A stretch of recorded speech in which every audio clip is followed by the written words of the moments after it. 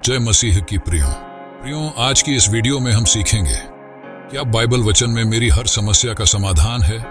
यदि आपकी समस्या पहाड़ जैसी भी क्यों ना और आपका विश्वास राई के दाने के समान भी क्यों ना हो, आप उस पहाड़ रूपी समस्या से कहेंगे और वह पहाड़ टल जाएगा। हाँ, यीशु मसीह में आपकी सारी समस्याओं का समाधान हो सकता है।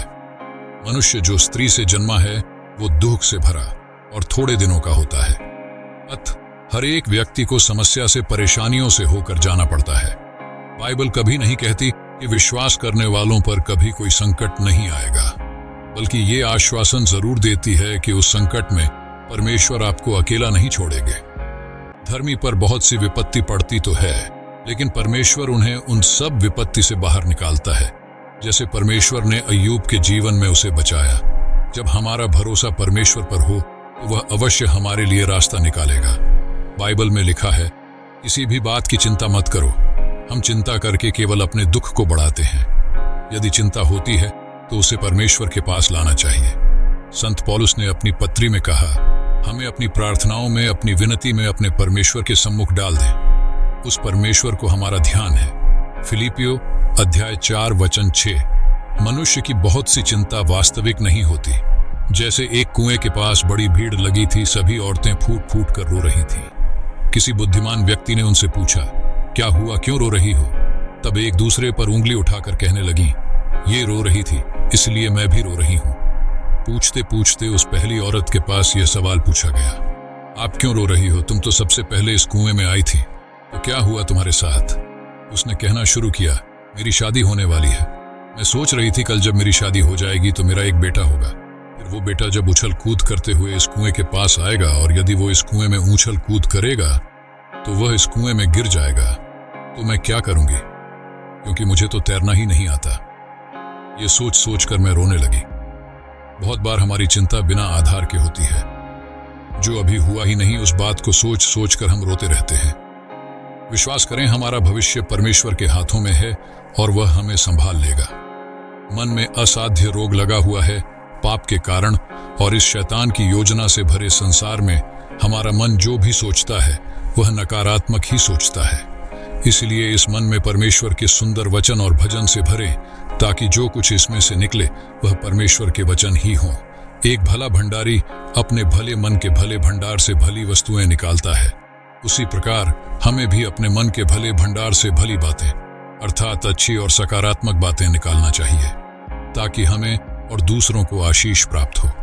जैसे राजा दाऊद कहता है, निश्चय करुणा और भलाई जीवन भर मेरे संग संग बनी रहेगी।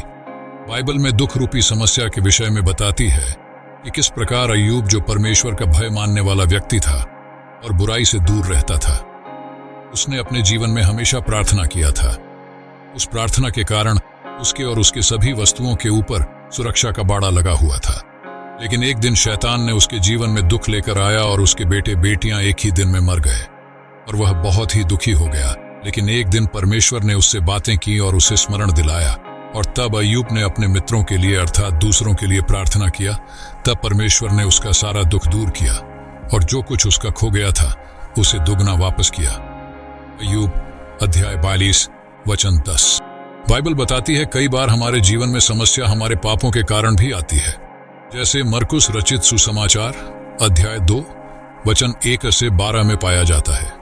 एक दिन यीशु मसीह एक घर में था और उस घर में उस नगर के बहुत से लोग मिलने आए थे और वह घर पूरी रीति से भरा हुआ था। तभी 4 लोगों ने अपने एक मित्र को, जो लकवेग्रस्त था, खाट समेत उठा लाए ताकि यीशु उसे चंगा कर सके। तब यीशु ने उस रोगी व्यक्ति को देखकर कहा, तेरे पाप क्षमा हुए, और वह व्यक्ति उसी घड़ी ठीक हो गया। इसका मतलब है, बहुत बार हमारे जीवन में बड़ी समस्याएं हमारे पापों के कारण भी आती है और हमारे पापों को केवल यीशु मसीह ही क्षमा कर सकते हैं।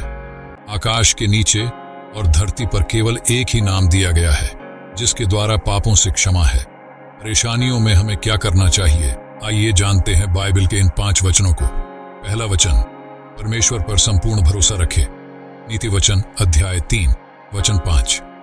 अपनी बुद्धि का सहारा न लेना, वरन संपूर्ण भरोसा यहोवा परमेश्वर पर रखना और उसी को स्मरण करके सब काम करना, तब वह तेरे लिए सीधा मार्ग निकालेगा। दूसरा वचन, परमेश्वर से प्रार्थना करें। फिलिपियों अध्याय 4 वचन 6। किसी भी बात की चिंता न करे, बल्कि तुम्हारे सारी प्रार्थनाएं और निवेदन धन्यवाद के साथ परमेश्वर के सम्मुख लेकर आएं। तब परमेश्वर की शांति, जो सारी समझ से परे है, तुम्हारे हृदय और तुम्हारे विचारों को मसीह यीशु में सुरक्षित रखेगी। तीसरा वचन, दूसरों को क्षमा करें। मत्ती अध्याय 6 वचन 14। यदि तुम मनुष्यों के अपराध को क्षमा करोगे तो परमेश्वर ही तुम्हारे अपराध क्षमा करेंगे। चौथा वचन, संकट में परमेश्वर को पुकारे। भजन संहिता अध्याय 50 वचन 15। संकट के दिन यहोवा परमेश्वर को पुकार और वो तुझे छुड़ाएगा और तू उसकी महिमा करने पाएगा। पांचवा और आखिरी वचन, अपने स्वयं के पाप को स्वीकार करें। यदि हम अपने पापों को मान लें तो वह हमारे पापों को क्षमा करने और हमें सब अधर्म से शुद्ध करने में विश्वास योग्य और धर्मी है। इन वचनों के द्वारा आप हर एक समस्या पर विजय पा सकते हैं। अगर आपको हमारी इस वीडियो से कुछ भी सीखने को मिला हो, चैनल को सब्सक्राइब करें। परमेश्वर आपको आशीष दे। आमीन।